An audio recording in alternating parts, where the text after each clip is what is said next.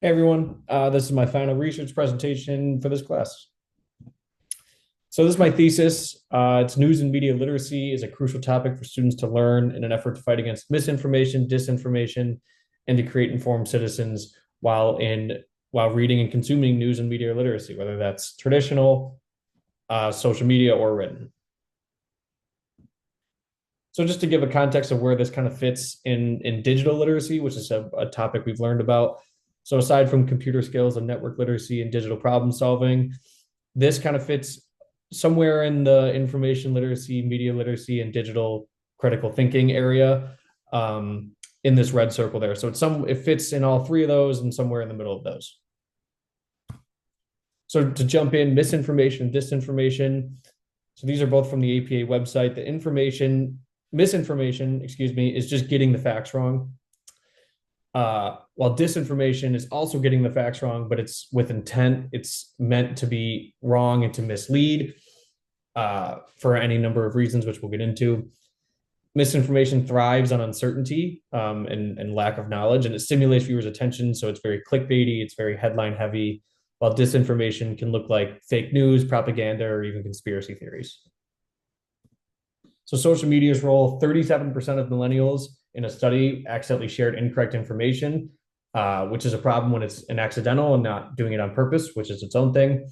Incidental news also skyrockets, incidental news exposure, I should say, is when you accidentally view news or you're not necessarily looking for it, but you see it, which can really influence your take on something. And there are also bots that can be produced and create to spread disinformation at a rate that is both unstoppable and not anything like what humans can do.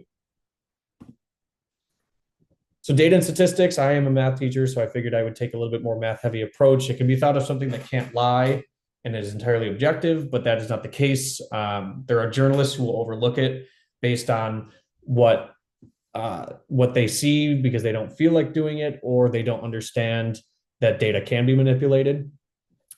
They also they don't take into account that providers of the data, whatever it may be, a company, a government, whatever, could change or omit variables to make the findings more suitable or favorable for what they're trying to do or what narrative they're trying to dispel. And another interesting thought that hadn't really crossed my mind until I started researching it is that probability and certainty are two different ideas and should be treated as such. Probability is more of a math-based, this is how likely it is to happen, where certainty is more subjective, it's more emotional, it's saying this will happen because of this rather than probability, which is just here's the data and here's what it tells me it's going to happen or not. So these are two fun stats, examples of problematic stats.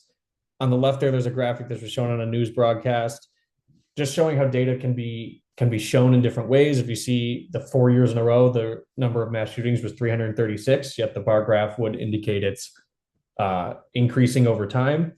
And another one, this is just kind of a fun stat that I throw at people, is that life expectancy. If you look in the bottom left there, in the 1800s, it was 40, 35, 40.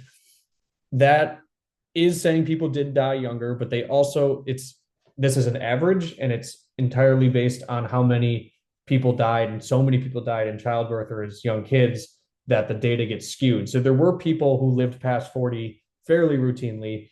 It's just that so many kids died that it pushed the numbers down, which is that's a good example of how stats can be misinterpreted.